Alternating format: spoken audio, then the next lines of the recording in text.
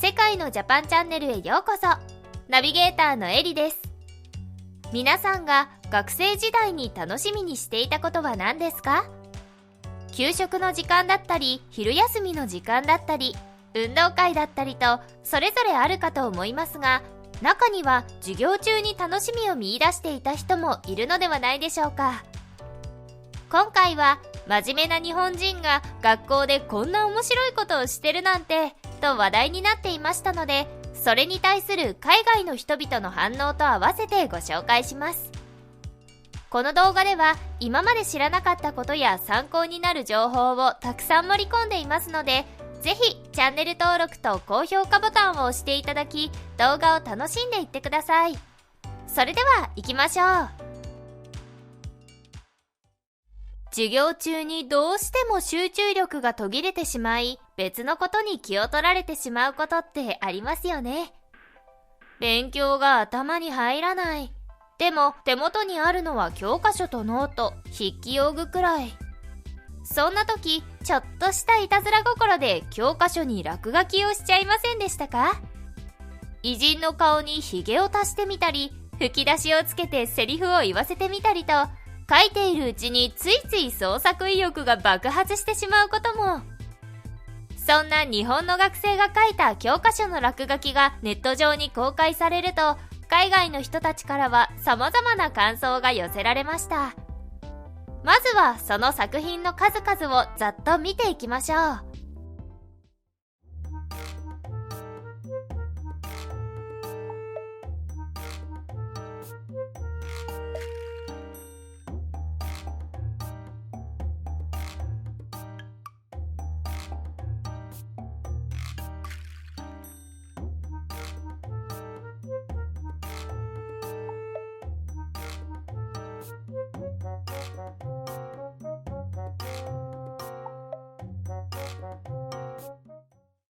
教科書を汚すのは褒められる行為ではありませんが、のびのびと描かれた発想力豊かな落書きは見ていて思わず笑ってしまいますね。会場の方々にも意見を聞いてみましょう。小倉文江さん。はい、こちら小倉文江です。今日もこちらには先ほどの画像を見た海外の方々にお集まりいただいています。最高だな。笑えるものもあれば芸術的なものもある。日本人って真面目なイメージがあったから、こういうお茶目な一面はなんか嬉しいね。確かに日本人はあまり笑わないイメージよね。でもその分人を笑わせる技術には長けているんじゃないかしら。だってほら、落語も確か日本の文化でしょ？カナダ人で日本の落語家になった人がいるけど、日本に行ってすぐの時は笑いを取るのにだいぶ苦労したって話を聞いたことがあるわ。あ、そう言われてみると、アメリカでも日本人コメディアンが徐々に活躍し始めているね。ナオミ・渡辺のビヨンセは最高だったよ。日本のお笑い文化は独特だよ。芸人の養成所があるぐらいだし、落語、漫才、コント、リアクション芸とジャンルも幅広いからね。養成所ってことはあれか？これを書いたのもそこの人間なのか？いや、これはただ学生が暇つぶしに書いたものだと思うけど、日本のお笑いには物ボケや大喜利といった出されたテーマに合わせて笑いを取るものもあるから、普段それを見て育った子供たちにもツッコミの精神が宿っているんじゃないかな。あ、それで思い出した。以前 LA に行った時に芸人を見たことがあるの。あれも確か日本人。確か名前は、陣内だったかしら。映像に向かって彼がコメントをするんだけど、それがもうおかしくって。会場は総立ちで大盛り上がりだったのよ。日本人は、モノボケが得意だったのね。なるほど。この落書きがアメリカ人にとっても面白い理由が今分かった気がする。おや、一人ため息をついてらっしゃる方がいますね。ブータンの方でしょうか？どうされましたか？楽しくおしゃべりをしているところごめんなさい。でもこの写真にはすごく心が痛むわ。大切な教科書にこんなことをするなんて。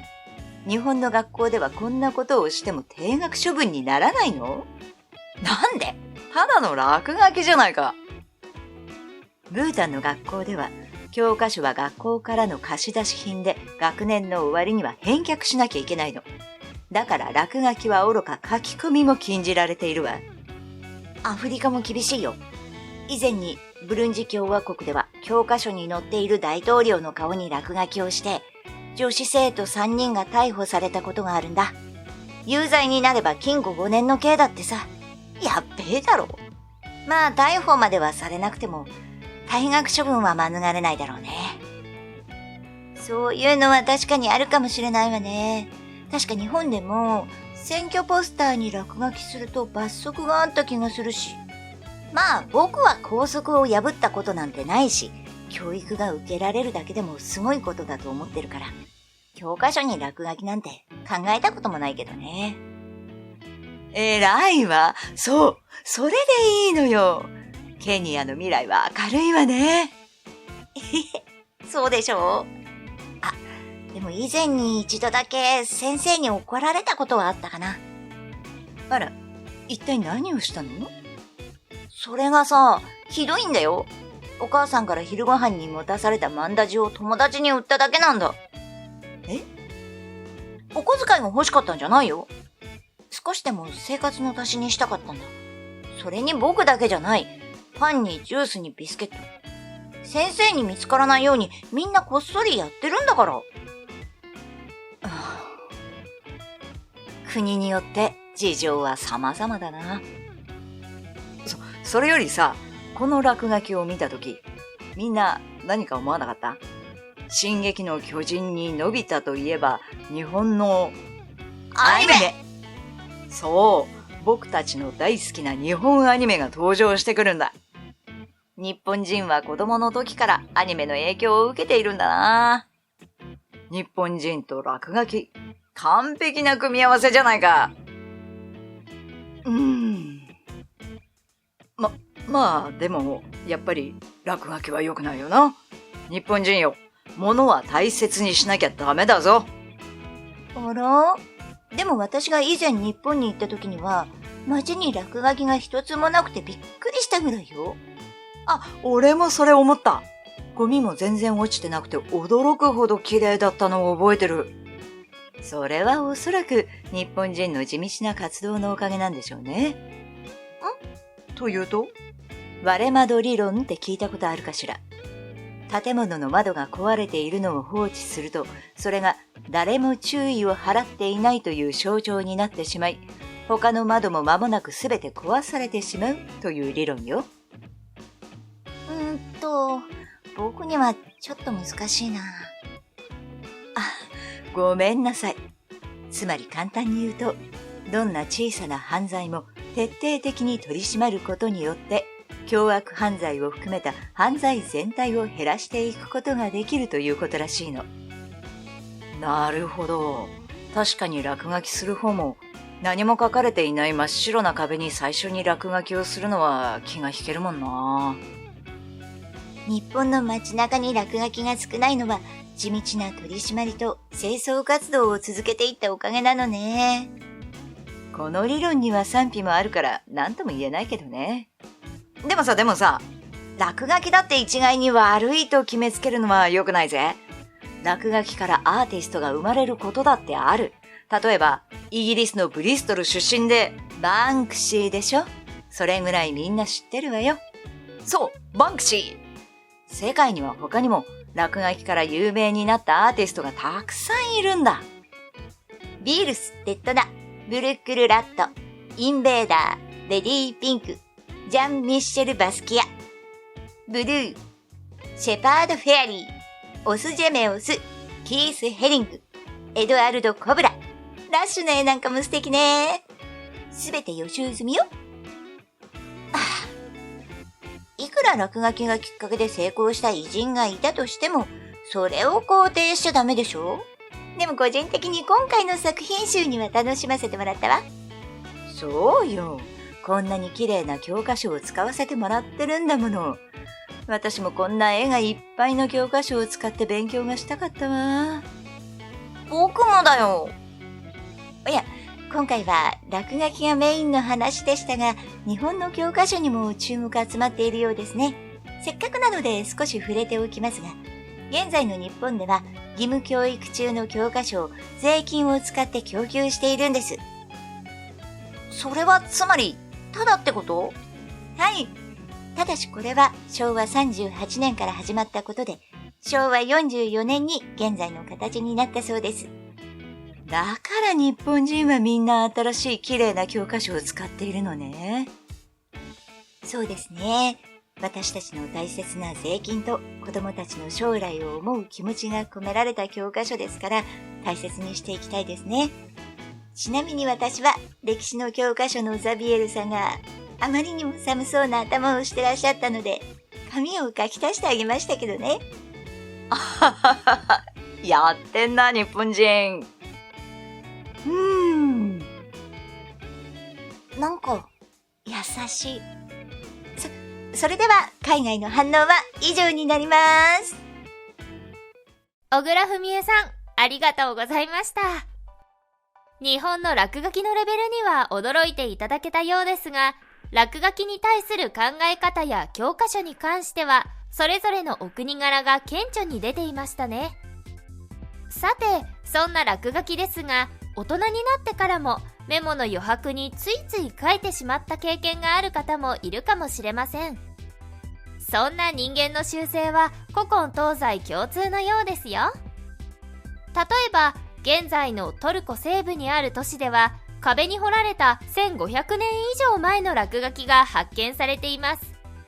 数百もの落書きからは、遣唐使の戦いの様子、異教への不支持を示す宗教闘争、性などに関心を寄せる様子が伝わってきます。また、中世ヨーロッパの教科書にも落書きが残されていることが発見されているんです。文章の横に顔を描いたり、骸骨のモチーフを書き込んでみたり、今の私たちとさほど変わらない様子で落書きをしていたんですね。手書きによって写本をしていた時代は、余白に短い文章や落書きをすることで試し書きをしたのだろうとも言われています。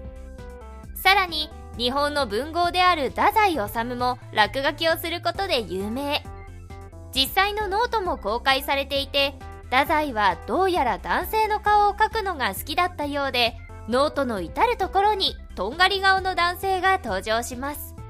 授業をそっちのけでデッサンに励む太宰治の姿を想像すると親近感が湧きますね。ところで、近年で最も有名な落書きといえば、コメントでも登場したバンクシーによるグラフィティアートが挙げられます。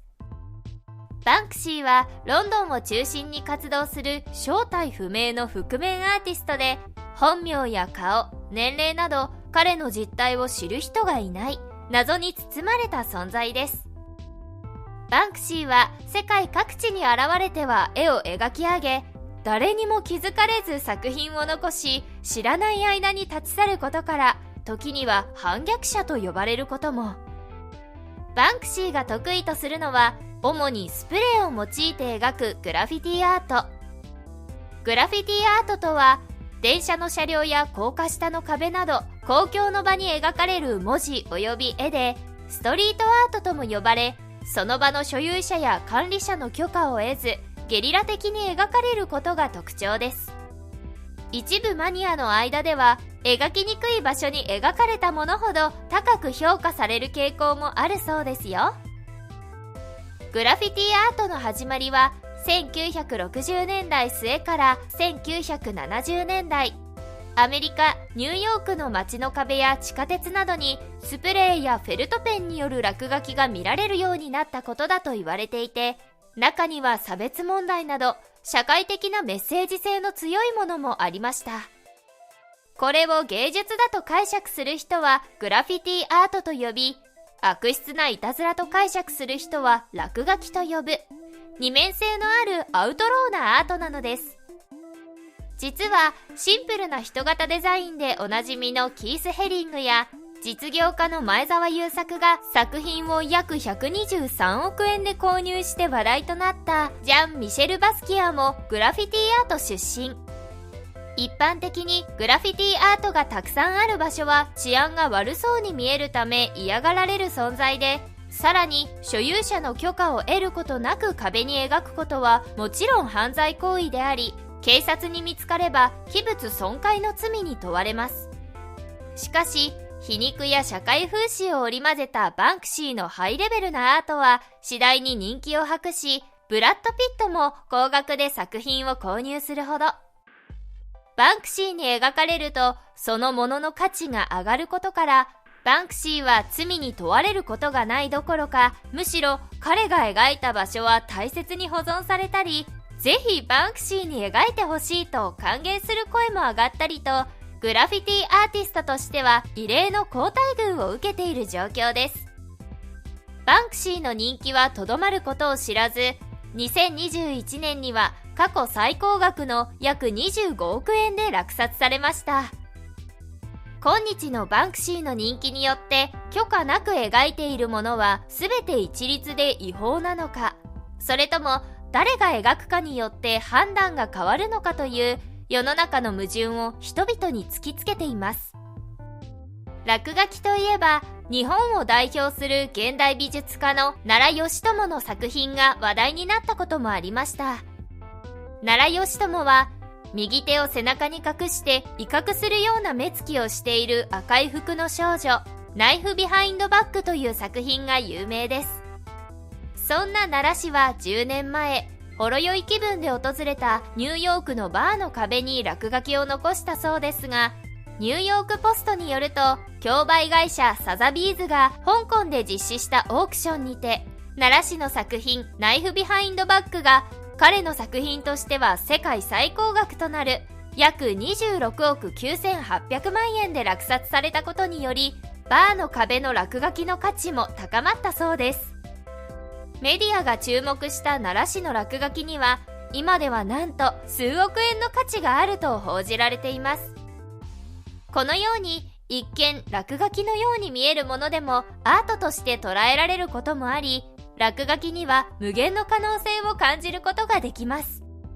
もちろん公共の場所を汚すのは犯罪ですが、気軽に始められるアートとして童心に戻って気軽にノートの端に落書きをしてみるのもいいかもしれませんね。